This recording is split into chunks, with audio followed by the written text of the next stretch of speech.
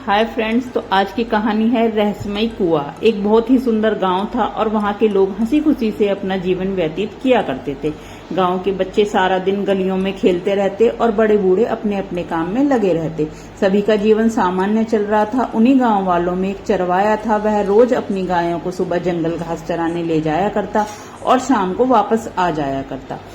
अपने दैनिक कार्य के अनुसार चरवाया अपनी गायों को लेकर जंगल के रास्ते निकलता और कुछ ही दूर चलते उसे याद आता कि वह अपने खाने की पोटली भूल गया है, लेकिन गायों को वापस ले जाने में बहुत समय लग जाएगा। इसलिए वह भागते हुए वापस अपने घर पहुंचता है और वहां से खाने की पोटली लेकर वापस अपनी गायों के पास आता है, लेकिन उसकी बहुत सी गाय वहां से जा चुकी होती हैं। चरवाया परेशान हो जाता है और वह यहाँ वहां नजर घुमाकर अपनी गायों को उनके अलग अलग नाम से बुलाने लगता है।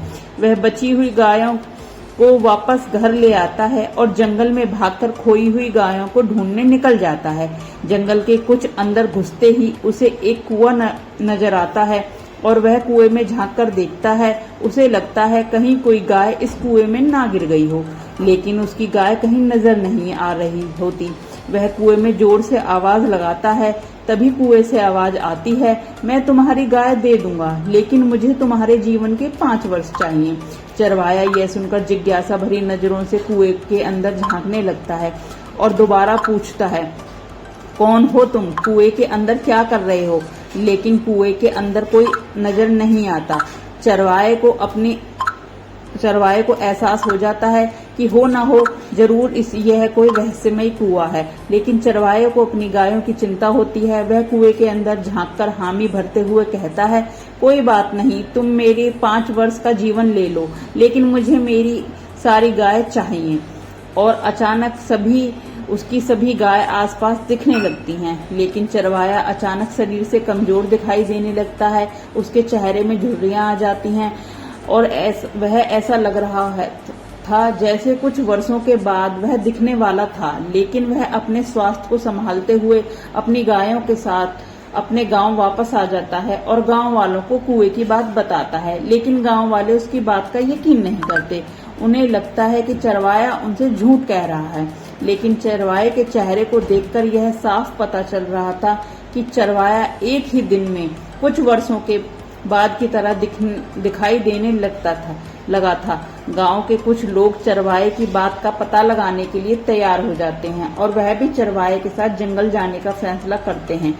जब वह कुएं के समीप पहुंचते हैं तो उसमें से एक बुजुर्ग व्यक्ति कुएं के अंदर झांककर आवाज लगाते हैं, कोई है? आए हुए सभी लोग खड़े होकर यह नजारा देख रहे थे, लेकिन कुएं के अंदर से कोई आवाज नहीं आती। तभी बुजुर्ग व्यक्ति चरवाहे से कहते हैं कि तुम तो कह रहे थे कि कोई बोलता है, लेकिन यहाँ से तो कुएं से आवाज नहीं आ रही। चरवाया कहता है, बाबूजी आप कुछ मांगिए, तभी आवाज आएगी। बुजुर्ग व्यक्ति विचार करके अपने बच्चों से मिलने की इच्छा जताते हैं, जो कि कई वर्षों से विदेश में नौकरी कर रहे होते हैं, और वह कुएं में जाकर कहते हैं, मुझे मेरे बेटे से अभी मिलना है, क्या तुम मिलवा सकते हो? तभी अचानक कुएं में से आवाज आती है, मिलवा तो दूंगा, लेकिन तुम्हारे जीवन के 5 वर्ष कम हो जाएंगे।